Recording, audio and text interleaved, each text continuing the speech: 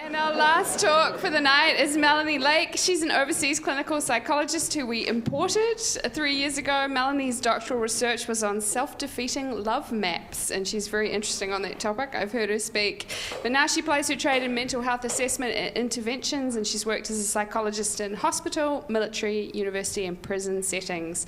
And she remains fascinated by extraordinary behaviour, psychopathology, and all of the clever ways in which we can change. My title, You Must Be Positively Illuded. The sentence could be an admonishment, it could be an expression of disbelief, of sarcasm, or it could be an encouragement. But I've taken a little bit of poet's right with the wording. Illuded is not a word. You can suffer under an illusion or experience an illusion, but we're going to use illuded for my purposes. I've been fascinated by the differences between hallucination, delusion, and illusion since undergrad psychology. So we're going to need to visit them first. The worst first. Hallucination, you'd know it if you had it. It's a symptom of psychotic illness. And when we call it a positive symptom of illness, we don't mean that it's pleasant, we mean that it's an added experience from the normal. A delusion is also a positive symptom. It's added above normal. It's a false belief, but it's a firmly held false belief, counter to your culture and resistant to any challenge from others. So you believe, you're Napoleon, your community doesn't.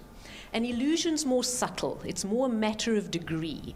You might believe, so have a thought or a cognition, or you may experience, you may perceive something and misinterpret it, like a mirage, like the bent pencil in a glass of water. Positive illusions are, in this regard, ones that have positive valence, good, happy feelings, if you will. Taylor and Brown examined them and their impact on human well-being in the year I finished school for some other reason. Positive illusions are literally misinterpretations. They are inaccuracies, biased to the side of a positive outcome about yourself, about the future, or about the sense of control you believe you have over various things. Let's start off with a positive illusion about self.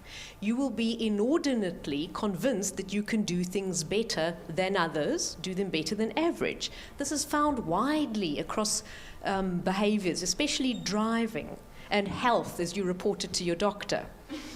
The optimism bias is a positive illusion about the future. People believing, misinterpreting, and believing that they will have a better outcome than others, and about special things as well. In negative topics will also be included in the positive illusion, but when you think of a negative outcome, you think of yourself as being less likely to have something bad befall you. You won't divorce as often as others will, or as the average. The illusion of control takes it a step further. You believe that you will be able to influence the world around you or others. The role of the dice, the predisposition to gamble and return to gambling, probably holds dangers. You don't want to believe that. Task difficulty enters a new variable here. The typical United States college students studied forever were found to believe that average tasks were easily within their reach, but more difficult ones were actually harder than they were. Now, psychologists have written and argued and believed for decades that the hallmark of mental health is an accurate perception of reality. A person's contact with reality is found within many of our diagnostic criteria.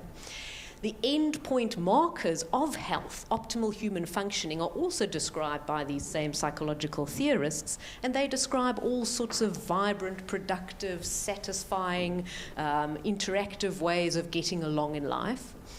What if you hold these positive illusions, misinterpretations about yourself and reality, erroneous beliefs? What about the risks? You could be disliked, you could be awful in company, you could be wrong, you could be sorely disappointed, you could end up depressed if you held positive illusions. Au contraire, depression is holding illusions, but negative illusions. Beck's cognitive triad of negative beliefs is what's a large component of depression. So what is the net result of holding positive illusions? Interestingly enough, the same end points that psychologists measure optimal human health by. How is it possible that having misinterpretations, inaccuracies, in this instance skewed to the positive side, can be good for you? You will have good mood, you will try things. Others will probably approach and stay within your company. You'll resile, you'll bounce back well. How do you get them? There's a genetic component, there's a learning component. You can also experience positive outcomes often and learn to believe this way. You can learn with a psychologist to misinterpret matters. So, caveat emptor, but if you look at lifelong gains of holding positive illusions above appreciating reality as it is, you'll have to decide for yourself.